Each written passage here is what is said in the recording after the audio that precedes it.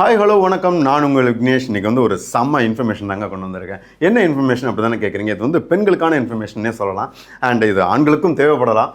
கண்டிப்பாக இந்த வீடியோ முடிகிற வரைக்கும் பாருங்கள். ஆக்சுவலாக பார்த்தீங்கன்னா பெண்கள்னாலே அழகுன்னு சொல்லலாம். அறிவும் கூட தான். பட் அழகுங்கிறது ஒரு பிரதானமான விஷயமாக பார்க்கப்படுது.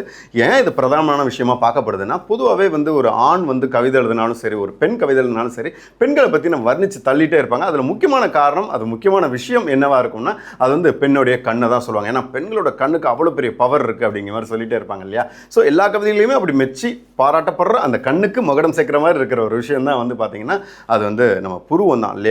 ஒரு காலகட்டத்தில் பார்த்தீங்கன்னா அந்த புருவம் என்ன ஷேப்பில் இருந்துச்சோ, குழந்தையா இருக்கும்போது என்ன ஷேப்பில் இருந்துச்சோ அதே மாதிரி தான் லைஃப் லாங் இருக்கும். ஆனால் இப்போ அப்படி இல்லை இல்லையா? நிறைய விஷயங்கள் வந்துருச்சு, நிறைய மேக்கப் ஐட்டம்ஸ் வந்துருச்சு. அதை நிறைய ட்ரிம் பண்ணுறாங்க, நிறைய ஷேப் கொண்டு வராங்க இல்லையா?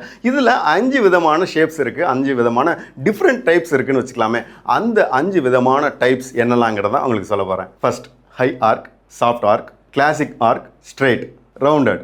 இதுதான் 5 விதமான அந்த புருவ அமைப்புகள்.